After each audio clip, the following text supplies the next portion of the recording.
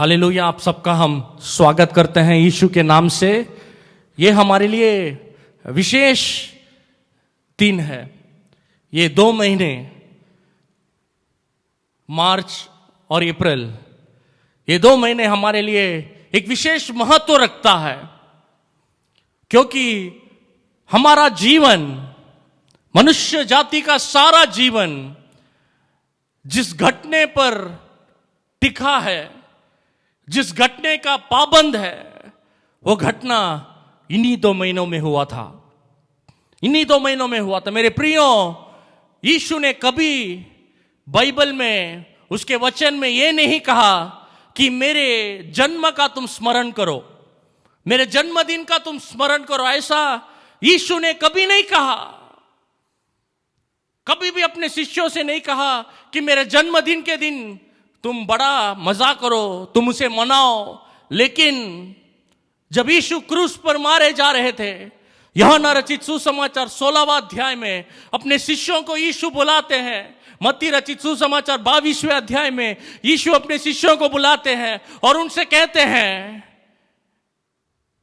कि मेरे स्मरण में यह करो करके।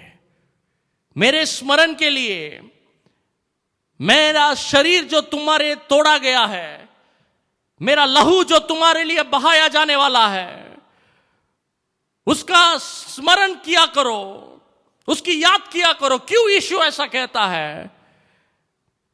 क्योंकि उसके जन्म देने से जो आशीष मनुष्य को मिला, उससे बड़ा आशीष वो जब अपना जीवन हमारे लिए दिया, उस क्षण पूरी दुनिया की मानव जाति को मिला। क्योंकि जब यीशु ने क्रूस पर अपना जीवन दिया, तब वो एक देश के लिए, एक लोगों के लिए, एक जाति के लिए, एक धर्म के लिए उसने अपना जीवन नहीं दिया। सारी मानव जाति की पापों के लिए उसने अपना जीवन दिया। और वो कहता है मेरी याद इसलिए करो क्योंकि उस क्रूस में ही, या उस घटना जिसमें मैंने तुम्हारे लिए मेरा जीवन दिया, उसी घटने में तुम्हारा नया जन्म, तुम्हारा पवित्रता, तुम्हारा मार्ग उसी में छुपा है, उसी में छुपा है। क्योंकि मैं आपसे कहता हूं, देखो हमारे भारत देश के सीमाओं पे बहुत से समय युद्ध होता है। कभी चाइना के, चीन के साथ होता है, कभी पाकिस्तान के साथ होता है, कभी बांग्लादेश के साथ होता है। वो सीमा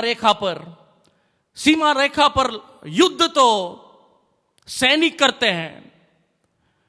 युद्ध तो आप और हम नहीं जाते, आप और हम हमारे घर में बैठे रहते हैं। लेकिन हमारे भारत देश की सीमा पर हमारे बहादुर जवान अपना जीवन हथेली पर लेकर वो हमारे लिए लड़ते हैं, हमारे देश के लिए लड़ते हैं। और जब वो जीतते हैं, तब हम क्या कहते हैं? हम ये नहीं कहते हैं कि वो जवान जीत गया, हम वो नहीं कहते हैं कि वो प्लाटून जीत गया, हम ये कहते हैं कि भारत देश जीत गया। हम ये कहते हैं कि भारत देश आजाद हो गया, भारत देश जीत गया। कैसा कहते हैं? क्यों कहते हैं? क्योंकि वो व्यक्ति, वो जवान जिसके लिए लड़ रहा है, उसी देश में आप प्रजा है। वैसे ही पूरी मानव जाति के लिए, एक देश के लिए नहीं, पूरी संसार के लिए यीशु ने क्रूस पर अपना लहू बहाया। और उसके लहू बहाने से हम मानव जाति के जितने लोग हैं, हम सबको उसने जीवन दिया, सबको उसने जीवन दिया। वही बात को गौर करने के लिए हम ये 2 महीने का समय लेते हैं। वही बात गौर करने के लिए हम ये 2 महीनों में इस बात का गौर करते हैं, क्योंकि इतिहास के अनुसार इन्हीं 2 महीने में एक दिन यीशु हमारे लिए उस क्रूस पर मारा गया। ये सच है जवानों, ये सच है मेरे प्रियो। उसका आज भी क्रूस देख सकते हैं। उसका आज भी उसका जब पीटा गया, मारा गया यीशु को, तब एक रुमाल लेकर आए। हम पसीना पोंछते हैं, वैसे उस रुमाल से उसके चेहरे को ऐसा ढककर उसके चेहरे का जो खून पानी जो भी था उसे पोंछने के लिए एक व्यक्ति ने वो रुमाल उसके चेहरे पर लगाया। वो रुमाल आज तक कायम है, आप उसे देख सकते हैं। उस क्रूस आज तक है। वो पर्वत जहां पर यीशु मारा गया आज तक उस जगह पर है। मैं सच कह रहा हूं, आपके लिए मेरे लिए सारी मानव जाति के लिए उसने अपना जीवन दिया। उसी को हम ये 2 महीनों में उसके बारे में देखने वाले हैं। उसके वजह से हमें क्या आशीषें मिलती है और क्रूस पर यीशु ने क्या क्या गुण प्रकट किए वो हम देखने वाले हैं ये 2 महीनों में। लेकिन आज सबसे पहला हम यीशु की सबसे बड़ा गुण, वो किसकी इच्छा पूरा कर रहा था, वो कैसे उस क्रूस को झेला, किस तरह उस क्रूस पर वो टंगा रहा, किस तरह वो दर्द को झेला, उसके बारे में हम ये हफ्ते पढ़ने वाले हैं। क्रूस इसका चिन्ह है जहां आपकी इच्छा या हम मनुष्यों की इच्छा, हम जो करना चाहते हैं वो परमेश्वर की इच्छा के साथ आड़े खड़ी रहती है। परमेश्वर की इच्छा के आड़े खड़ी रहती है। क्रूस का अगर आप चिन्ह देखेंगे वो ऐसा होगा, 2 लकड़ियां, एक लकड़ी ऐसी दूसरा लकड़ा ऐसा। ये इसका सबसे पहला मतलब क्या है? ये आपकी इच्छा, ये परमेश्वर की इच्छा, दोनों एक दूसरे से टकराते हैं। ये हर एक के जिंदगी में होता है, हर एक की जिंदगी में होता है, हर मनुष्य की जिंदगी में होता है। मनुष्य अच्छा करना चाहता है लेकिन वो कर नहीं पाता, अपने गुस्से को काबू में रखना चाहता है, ये परमेश्वर की इच्छा है, लेकिन वो अपने गुस्से को कभी काबू में नहीं कर पाता क्योंकि उसका शरीर, उसका मन उसकी मदद नहीं करते हैं। सबसे पहला यीशु ने परमेश्वर की इच्छा उस क्रूस पर पूरी किया। क्रूस का मतलब है मेरी इच्छा नहीं, परमेश्वर की इच्छा पूरी हो। यीशु ने वही कहा। अगर आप पढ़ेंगे लूका रचित सुसमाचार उसका अगर 23वां, अगर लूका रचित सुसमाचार उसका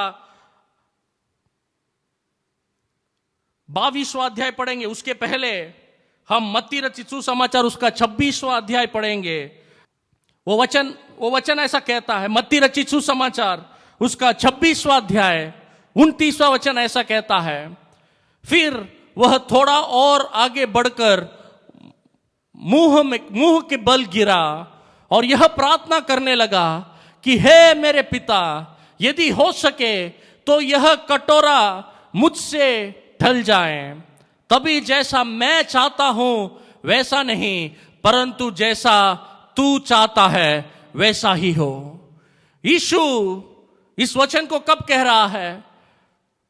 रात को करीब बीच रात को 12-1 बजे यीशु को मालूम है कुछ समय में मुझे पकड़ने वाले आने वाले हैं, अन्यायी तरह से मुझे पकड़ने वाले हैं और मैं सारी दुनिया के लिए मेरा जीवन एक बलिदान के रूप में देने वाला हूं। सारी दुनिया की पापों के लिए मेरा लहू बहाया जाने वाला है। यीशु को यह सब मालूम था और वो 100% मनुष्य था, 100% परमेश्वर था। इसीलिए एक मनुष्य होने के नाते उसके सफर में आगे मृत्यु है, आगे दर्द है जिसका कोई मनुष्य ने आज तक उस दर्द को झेला नहीं है। वैसा एक दर्द क्रूस में, एक दर्दनाक मृत्यु के उसके सामने है और अभी कुछ समय में उसे पकड़ा जाने वाला है। वैसे समय में वो अपने 3 प्रिय चेलों को बुलाता है, पतरस, यूहन्ना और उसके भाई को, और एक बगीचे में जाता है और उन्हें बोलता है कुछ समय प्रार्थना करो। और जाकर वही ये वचन कहता है, वो बगीचे में जाकर फिर वो थोड़ा और आगे बढ़कर मुंह के बल गिरा और प्रार्थना करने लगा कि हे मेरे पिता, यदि हो सके तो यह कटोरा मुझसे टल जाए, तभी जैसा मैं चाहता हूं वैसा नहीं, परंतु जैसा तू चाहता है वैसा ही हो, बोलकर परमेश्वर यीशु कहता है। सबसे पहला उस वचन के शुरुआत में लिखा है, गिरा सर के बल जाकर। आज जब हम बहुत दर्द में रहते हैं, हमसे चलना भी नहीं होता, बोझ हमारे ऊपर रहने के वजह से नहीं, हमारे मन के बोझ के वजह से, वैसे समय में हम क्या करते हैं? चल नहीं सकते, इसीलिए हम सीधा परमेश्वर के पास जाते हैं, उसके मंदिर में जाते हैं।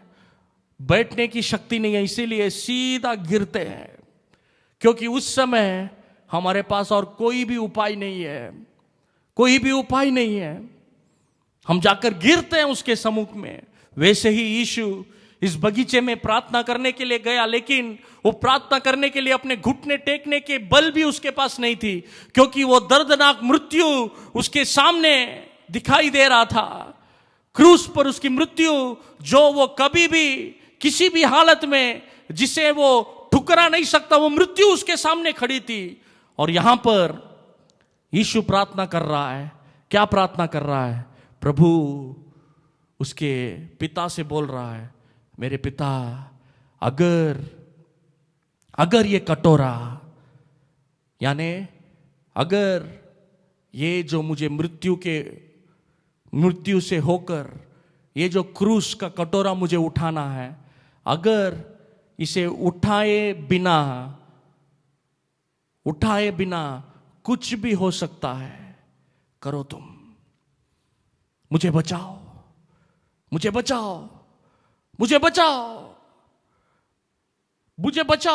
ये दर्दनाक मृत्यु मेरे सामने आ रहा है, इसीलिए प्रभु मुझे बचाओ, बोलकर वो प्रार्थना कर रहा है। बोल रहा है, प्रभु अपने पिता से प्रार्थना कर रहा है, पिता अगर ये कटोरा मेरे से हट जाए, ये मृत्यु का दंड होने से अगर तू मुझे बचा सकता है तो बचा ले मुझे। और ये प्रार्थना करके वो अपने चेलों के पास जाकर देखता है तो उसके चेले वहां पर प्रार्थना नहीं कर रहे, अच्छी से सो रहे। ये यीशु मृत्यु के मुंह में रहकर प्रार्थना कर रहा है, उनके चेलों को बार बार बता रहा है कि मैं जाने वाला हूं, लेकिन उनके चेलों को समझ में नहीं आ रहा है, उन्हें नींद आ रहा है रात को 1 बजे, इसीलिए वो सो गए, वो पूरी तरह सो गए। उन्हें यीशु दोबारा उठाता है और बोलता है प्रार्थना करो। वापस जाकर वो प्रार्थना करता है। ये वचन कहता है, फिर उसने दूसरी बार जाकर यह प्रार्थना की कि मेरे पिता, यदि यह मेरे पिए बिना नहीं हट सकता तो तेरी इच्छा पूरी हो। इसके पहले जो वचन में पढ़ा था उसमें भी यीशु कहता है, प्रभु मुझे किसी तरह बचा, मैं नहीं मरना चाहता, ये दर्द बहुत है मेरे लिए, लेकिन मेरी इच्छा नहीं तेरी इच्छा पूरी हो, मेरी इच्छा नहीं तेरी इच्छा। वही दोबारा कह रहा है, प्रभु अगर ये पात्र को मैं पिए बिना कुछ राह है तो जरूर वो राह बना, फिर भी मेरा इच्छा नहीं तेरी इच्छा, मेरी इच्छा नहीं तेरी इच्छा। आज कितने लोग ये कह सकते हैं, जब हम मुश्किलों से गुजरते हैं, जब हम कष्ट से गुजरते हैं, सबसे पहला प्रश्न हमारा यही रहता है, प्रभु मुझे क्यों कष्ट दे रहे हैं? लेकिन यीशु ने कहा, प्रभु मुझे क्यों कष्ट, लेकिन उसके साथ में उसने कहा, क्या मुझे ही ये कष्ट उठाना पड़ेगा? ये कहकर उसने कहा, अगर तेरी इच्छा पूरी हो जाए, मेरी इच्छा तो यही है लेकिन तेरी इच्छा पूरी हो जाए। वापस हम पढ़ेंगे, हम देखते हैं इस वचन में 44 में दोबारा यीशु प्रार्थना करता है। फिर से लिखा है, वही बात फिर कहकर तीसरी बार प्रार्थना की। वही बात उसने कहा दोबारा, प्रभु प्रभु अगर हो सके तो मुझे बचा, मैं ये क्रूस को न उठाओ तो मुझे बचा बोलकर यीशु कहता है। लेकिन उसके पिता उसका उत्तर हाँ में नहीं ना में देता है। यीशु को मालूम हो जाता है कि मुझे ये उठाना ही पड़ेगा, इस कटोरी से मुझे पीना ही पड़ेगा, इस क्रूस को मुझे उठाना ही पड़ेगा। और यह घटना होकर जैसे ये तीसरी बार यीशु प्रार्थना करता है, वैसे ही यीशु देखता है उसको पकड़ने के लिए उसका अपना चेला सिर्फ 30 चांदी के सिक्कों के लिए उसे पकड़ने के लिए राजी हो गया। और वो आ रहा यीशु को पकड़ने के लिए, पकड़वाने के लिए। और यीशु उसे देखता है और अपने चेलों को बोलता है, जो सो रहे थे उन्हें देखकर बोलता है, जाओ तुम अभी सो, मेरा समय आ गया, मैं जा रहा हूं। और जब वो ये कहता है तब आकर उसे सब लोग पकड़ लेते हैं। ये रात को 1-2 बजे जब पूरा दुनिया सोती है तभी चोरी होती है। जब पूरी दुनिया सोती है तभी चोर आकर घर में चोरते हैं, क्योंकि उन्हें पकड़ने का डर रहता है। अगर वो दिन में आएंगे तो लोग पकड़ लेंगे। वैसे ही यीशु को पकड़ने के लिए जो लोग आए वो दिन में कभी उसे पकड़ नहीं सके, क्योंकि उसके साथ इतने लोग थे। इसीलिए रात को जब सब सो रहे हैं तब अचानक चोर की जैसा आए और उसे पकड़े। और जैसे यीशु को पकड़ा, यीशु का एक चेला पतरस एक चाकू निकालता है और सीधा पकड़ने जो लोग आए थे उनमें से एक व्यक्ति के ऊपर चलाता है और उसका कान कट जाता है। उसका कान कट जाता है। और यीशु पतरस से कहता है, पतरस क्या कर रहा है तू? क्या कर रहा है तू? क्या तू नहीं जानता कि मुझे यह कटोरा से पीना ही पड़ेगा? क्या तू नहीं जानता कि अगर मैं मेरे पिता से मांगू तो 12 लाख स्वर्गदूतों को वो एक समय भेज सकते हैं और मुझे बचा सकते हैं, लेकिन ये उनकी इच्छा नहीं है। मुझे ये कटोरा झेलना है करके ये घटना होकर 5 मिनट में यीशु कहता है। तब तक यीशु की क्या प्रार्थना थी? प्रभु ये कटोरा अगर हट जाए तो वो अच्छा होगा, अच्छा होगा। दूसरा कोई मार्ग है तो अच्छा होगा। लेकिन जब उसके पिता ने, जब परमेश्वर ने उससे कहा, नहीं बेटा तुझे ये सहना ही पड़ेगा, तुरंत यीशु तैयार हो गया। अपनी इच्छा को उसने कुर्बान किया और परमेश्वर की इच्छा पूरी करने में पूरी तरह डूब गया। इसीलिए जब कोई उसे परमेश्वर की इच्छा यानी वो क्रूस उठाने से जब उसका चेला उसके आड़े आता है, उसे रोकने के लिए आता है, तब वो चेले को डांटता है। वो कहता है, क्या तू नहीं जानता कि अगर मेरे पिता चाहते तो वो मुझे बचा सकते हैं, वो लाखों की संख्या में स्वर्गदूत भेज सकते, लेकिन ये कटोरा मैं कैसे पिए बिना रह सकता? उसके बारे में अगर पढ़ेंगे तो मत्ती रचित सुसमाचार वही 26वें अध्याय में, मैथ्यू चैप्टर 26 वर्स 53, वही अध्याय में 2 वचन के नीचे, अभी हमने 29, 42 और 43 पढ़ा, अभी मैं 52 पढ़ रहा हूं। वही अध्याय में उसके नीचे देखो परमेश्वर यीशु क्या कह रहा है, क्या तू नहीं समझता कि मैं अपने पिता से विनती कर सकता हूं और वह स्वर्गदूतों की 12 पलटन से अधिक मेरे पास अभी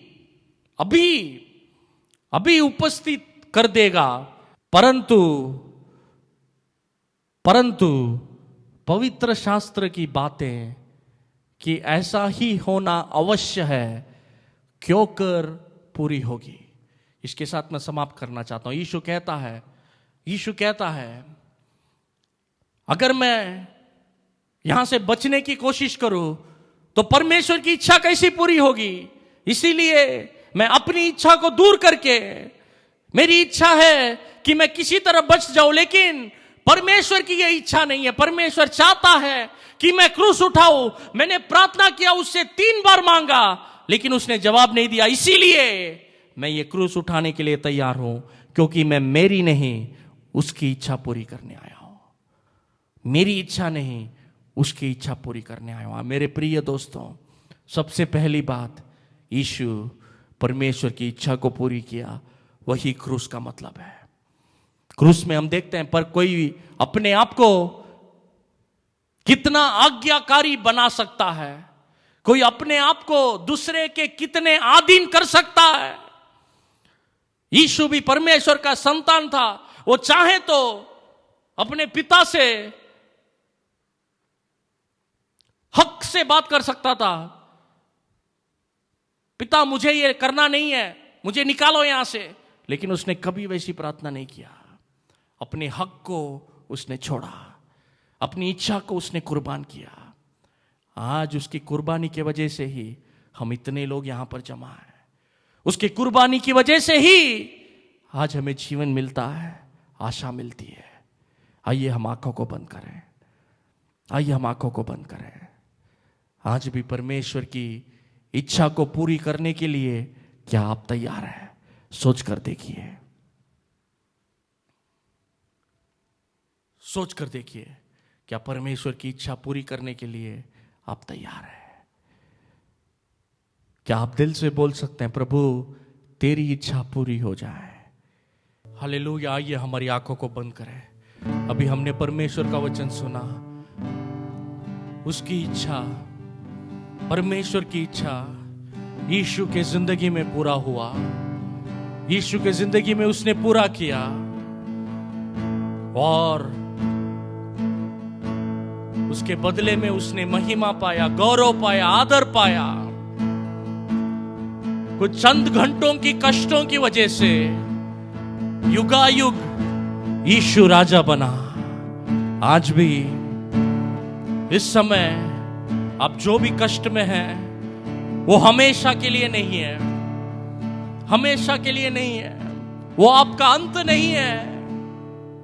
क्रूस यीशु का अंत नहीं था, वैसे ही ये जो कष्ट है तुम्हारा अंत नहीं है। एक नई सवेरा परमेश्वर देगा, लेकिन हमें हर समय, हर जगह, चाहे वो आसान रहे या मुश्किल रहे, उसकी इच्छा को पूरा करना है। जैसे उसने परमेश्वर की इच्छा को पूरा किया, हमें भी उसकी इच्छा पूरा करना चाहिए। उसमें ही आशीष है, उसमें ही आनंद है।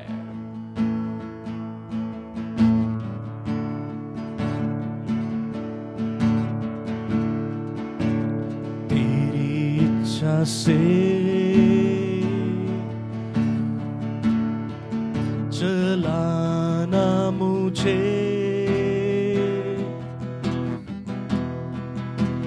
तेरे हाथों से चलाना मुझे, तेरे हाथों में मिट्टी हूँ मैं, तेरी इच्छा से चलाना मुझे, तेरे हाथों में मिट्टी हूँ मैं, तेरी इच्छा से चलाना मुझे। सागर के लहरों से कश्ती मेरी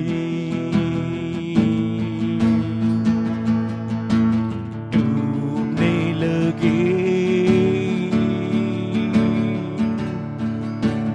देखता हूँ मैं तुझको ही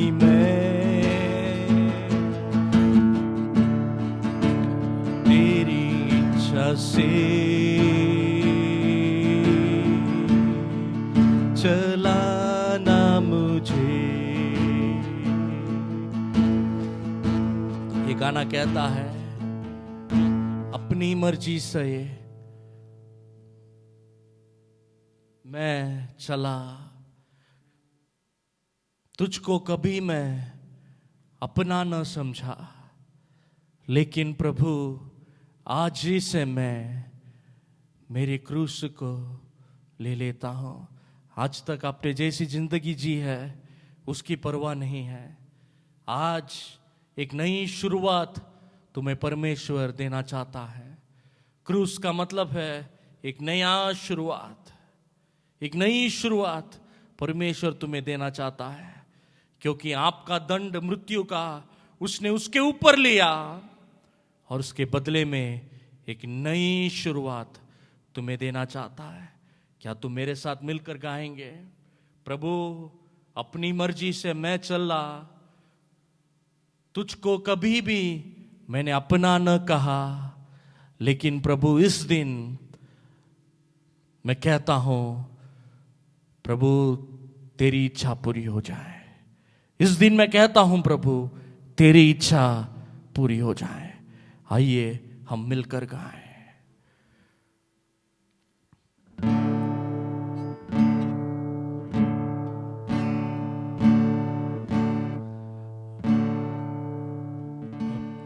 अपनी मर्जी पर मैं चल रहा,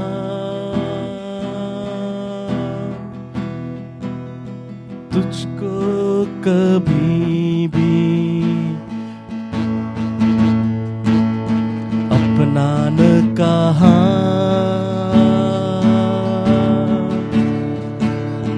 लेकिन प्रभु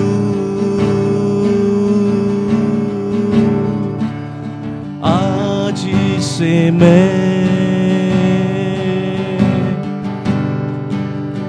मेरे क्रूस को ले लेता हूँ, लेकिन प्रभु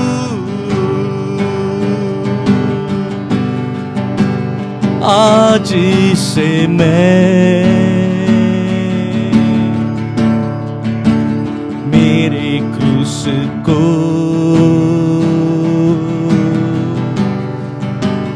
ले लेता हूँ, लेकिन प्रभु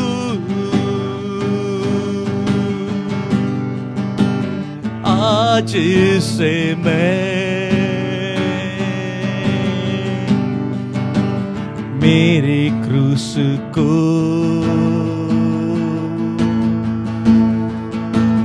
ले लेता हूँ।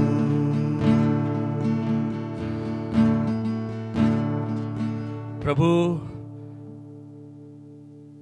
आपको सादा आदर गौरव महिमा देते हैं। जो भी इसे देख रहा है उनकी जिंदगी में एक बदलाव आया है। क्रूस में जैसे आपने परमेश्वर की इच्छा को पूरी किया, वैसे हम भी हमारी जिंदगी में परमेश्वर की इच्छा को पूरी करें। धन्यवाद यीशु। सारा आदर गौरव महिमा आपको देते हैं, यीशु के नाम से मांगते हैं, सुन और ग्रहण कर। आमेन आमेन।